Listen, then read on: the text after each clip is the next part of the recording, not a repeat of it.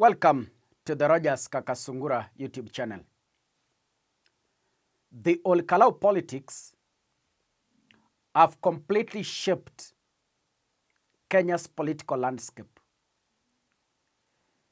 It was a by-election, but it has completely changed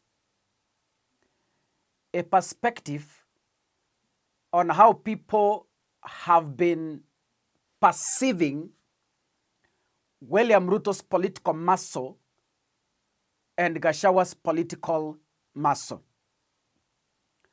The biggest question in this particular episode I'm asking is, what next for William Samoei Ruto? I know the people around William Ruto heavily banked on the system. The same criteria which saw Uhuru lose in 2022. I will explain that in details in my next episode. But in this particular one, allow me to dive into what next for William Ruto after losing Ocala. Ocala was not just a normal by-election. We have seen by-elections in Malava. They never had an impact like the one for Ocala. We have had by-elections in Mbera North. We have had by-elections in Mruadikir and other regions. We've had the bread-based by-election in Kaspul and other areas. Kaspul, Gashawa never had a candidate. When I hear the likes of Gladys Wanga say that Gashawa was beaten in Kaspul, a whole governor with brains, I wonder. Because Gashawa never had a candidate in Kaspul. Gashawa didn't campaign. Gashawa didn't even show up in Kaspul. So I wonder how Gashawa lost in Kaspul. So anyway, wanatafuta tu mahali wanashikilia miti. But that is it. Malava. Gashawa never had a candidate in Malava. Gashawa didn't have a candidate in Mbera North. Gashawa amekuwa na candidate Ocala. Candidate wa DCP. Now, Ocala was not just the normal by-election like the one we saw in those areas, Kaspul, Malava, Mbere. It was a by-election in its own kind. Why am I saying this? This was a test on who, between Gashawa and William Ruto, delivered the Mount Kenya votes in 2022. Ocala was a test to tell the people of the Republic of Kenya and to confirm. You know, Gashawa has been saying, I made William Ruto the president. People have been doubting. Ruto has been saying, mulima nilipanda peke yangu bila Gashawa. People have been believing, those from the Kenya Kwanza wing.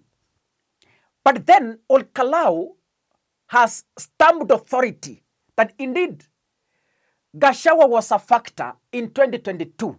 And it has confirmed, yes, he is the one who delivered the Mount Kenya votes to William Samoei Ruto. It was a mistake. It was a political suicide to impeach Gashawa. But then, by Gashawa showing William Ruto dust by a win, imagine a margin of 30,000 votes. Because the UDA candidate had 5,450, something like that, 440. The DCP candidate had 35,450, I think, something like that. 35,000. UDA, ako 5,000. DCP, 35,000. So that is a difference of 30,000 votes. It was not just a win. It was a humiliation.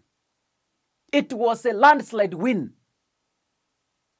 This has completely changed on how the people of Mlima Kenya have been seeing Ruto politically. Ruto amekuwa akisema yeye ndiye fundi wa siasa.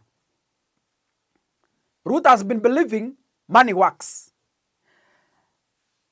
This was a master stroke. To me, this was a master stroke. This was a light, hii ilikuwa tanda. Ilipiga William Ruto. Betty Maina and other legislators, including governors from the Mount Kenya region, on the very same day that UDA was beaten, they held a meeting the same night. And that meeting was to chart the way forward after, unajua, Ocala, it was a protest vote against the Kenya Kwanza regime. It was a protest vote. That margin was abnormal for a normal competitive election. It was abnormal. So the people of Mlima were voting in protests, which means politicians allied to William Samoei Ruto had to call for a crisis meeting to re-strategize on the way forward. That's why walisema, I saw Betty Maina say, we met governors, members of parliament, senators, women reps, MCS, all of us wale tuko katika Kenya Kwanza government. We met and held a meeting. That's what Betty Maina wrote on Facebook. Akasema, we will give a new declaration very soon. So, the question I asked at first, nilikuwa nakuuliza wewe, after this humiliation, the people in Kenya Kwanza, from the Mlima, especially Central Kenya, wameona kwamba next year there is a possibility for the people to vote in protest. There is a high possibility for them to lose, especially those who won in the UDA ticket in 2022. There is a high possibility the people will vote in protest to take them home. So what next for William Ruto? William Ruto appointed Kindiki as the deputy president after the impeachment of Riggy, a political tactic to try and salvage the Mount Kenya image. But it didn't work. I have been telling you from the word go, those of you watch me, it's high time you start believing in me. I told you in advance, and keep this video for future reference, I have severally analyzed and told you Kindiki has no influence in the Mount Kenya region. Now you can see and confirm. Kindiki cannot help William Ruto redeem the Mount Kenya region. Forget. Unless the Mount Kenya East only. Kwa sababu hapo ni kwao. The next move ya William Ruto sasa is to fire Kindiki. Next year, William Ruto must abandon Kindiki and source for a new running mate, possibly from the Lake region, that is Luo Nyanza, either from there, or from the Gusii region, or from Western Kenya. 3 options. Itabidi William Ruto awachane na Kindiki, kwa sababu the mountain is already gone. The Ocala by-election was a good show to William Ruto that Mlima imeenda na hakuna vile ataipata. It's already gone. Not even Kindiki will help. Not even Moses Kuria, not even kina Alice Wahome. Hakuna mtu atasaidia Mlima Kenya. It is gone. So on William Ruto's side, Mlima Kenya is past tense. Then how is he going to compensate the Mount Kenya votes?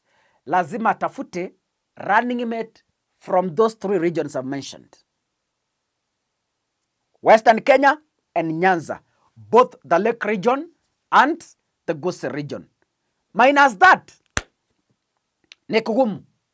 Finally, Gashawa has completely buried Kindiki's 2027 dream. Sasa kiburi itapungua, maringo itapungua, heshima idumu. God bless you. If you're watching this, kindly make sure you click the subscribe button and remember to turn on your notification bell. Thank you.